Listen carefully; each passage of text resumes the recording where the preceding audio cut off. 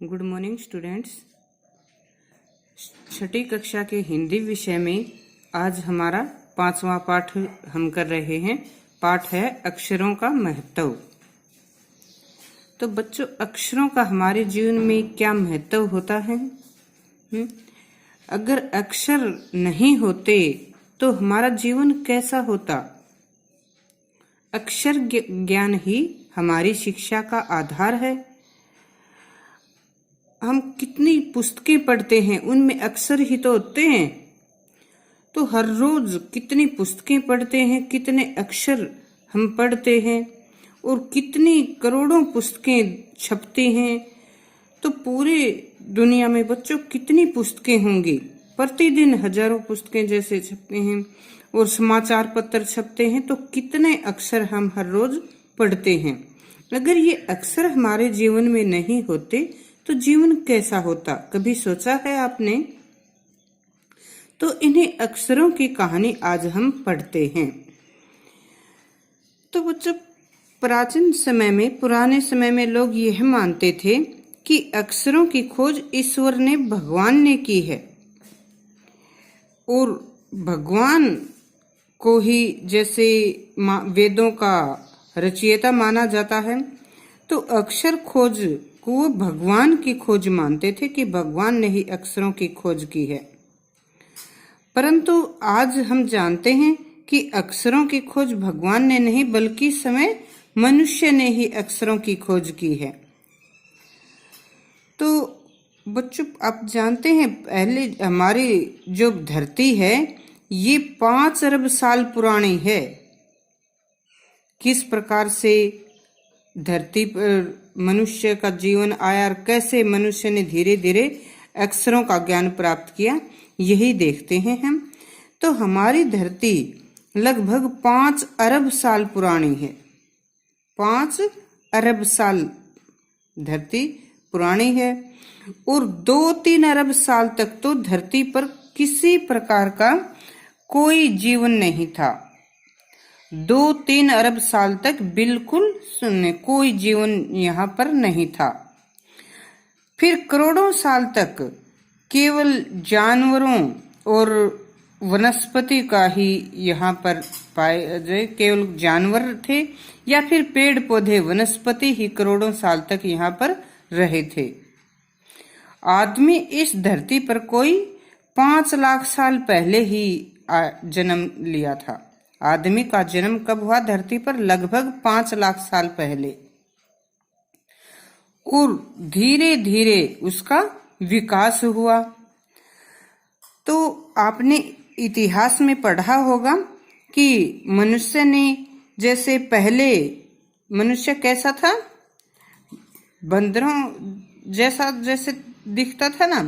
पाषाण युग आया, कैसे पत्थर के औजार मनुष्य ने काम में लेने आरंभ किए। तो इस प्रकार से पहले पाषाण युग में पत्थर के औजार बनाए थे। धीरे धीरे उसने बस्तियों के रूप में रहना आरंभ कर दिया। धीरे धीरे खेती करनी आरंभ कर दी। धीरे धीरे कांस्य और तांबे के युग आया। उसने कांस्य और तांबा के औजार बनाने आरंभ कर दिए।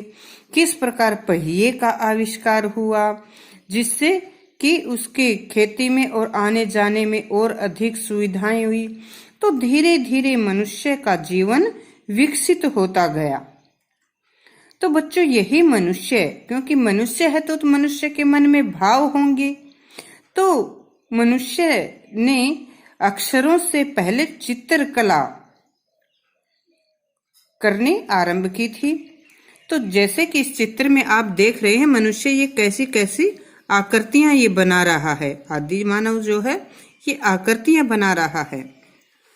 तो पहले मनुष्य ने इसी प्रकार से जैसे चित्रकला आरंभ की थी।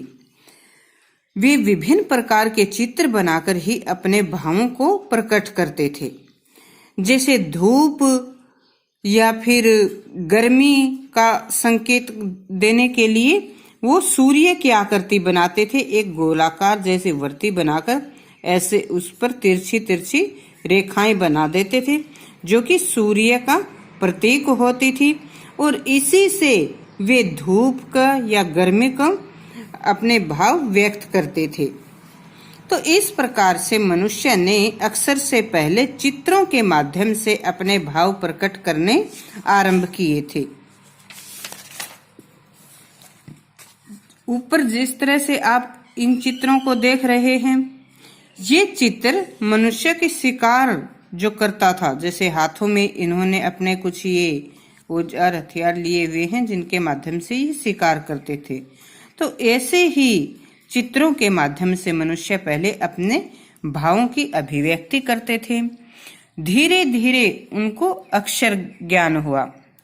आदमी ने जो अक्षर ज्ञान आरंभ हुआ तो लगभग 6000 साल पहले मनुष्य को धीरे धीरे उसने अक्षर बनाने आरंभ कर दिए। कितने समय पहले? लगभग 6000 साल पहले। अक्षरों की खोज के साथ ही एक नए युग की शुरुआत हुई और अक्षरों के ज्ञान से मनुष्य का जीवन और अधिक सुविधाजनक बन गया, क्योंकि अक्षरों के माध्यम से वह दूसरों को अपने विचार बताने, उनको समझाने में उसे सुगमता होने लगी और इसके साथ साथ वह अपना हिसाब किताब भी लिख कर रखने लगा। हिसाब किताब जो था उसको लिख कर रखने लगा। तो इस प्रकार से मनुष्य का जीवन सभ्य जीवन बन गया, मानव सभ्य बन गए। तो यहाँ से ही सभ्यता का आरंभ हुआ। और एक और बात कि मनुष्य का इतिहास भी उसी समय से आरंभ माना जाता है जिस समय से मनुष्य को अक्षर ज्ञान हुआ, क्योंकि मनुष्य ने जब लिखना आरंभ किया, अपने जीवन के बारे में ये लिखना आरंभ किया, तो उस समय की जो कृतियां बाद में इतिहासकारों को मिली, जो रचनाएं मिली, तो वे उसी समय से इतिहास का आरंभ मानते हैं जिस समय तक की रचनाएं उनको मिलती हैं। तो इस प्रकार से ही बच्चों इतिहास का भी आरंभ हुआ।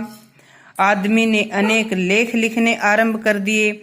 उस समय के राजाओं महाराजाओं, उस समय की स्थितियों के बारे में लिखना आरंभ कर दिया और यही जो उनकी रचनाएं थी, ये ही बाद में इतिहासकारों के लिए अपने एक स्रोत के माध्यम से उन्होंने अन्य जो इतिहासकार हुए बाद में उन्होंने इतिहास की जानकारी का एक माध्यम मिला।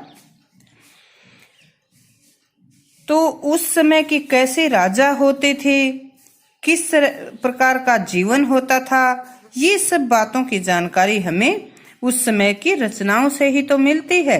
अगर उस समय अक्षर नहीं होते, ऐसी रचनाएं नहीं लिखी जाती, तो क्या हमें उस समय का ज्ञान होता?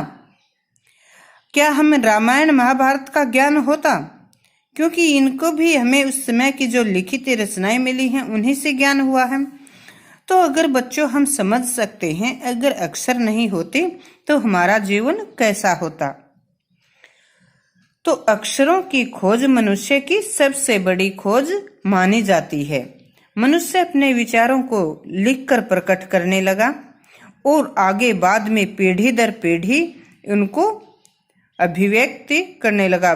बाद में इसका विकसित होने लगी, कई जैसे लिपियां विकसित हुई। अब हम लिखते हैं हिंदी, संस्कृत देवनागरी लिपि में लिखा जाता है। इसी प्रकार से पंजाबी है, गुरुमुखी, तो अलग अलग लिपियां विकसित होने लगी।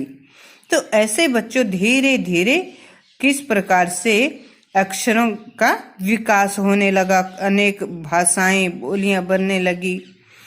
तो इस प्रकार अक्षर ज्ञान मनुष्य को प्राप्त हुआ।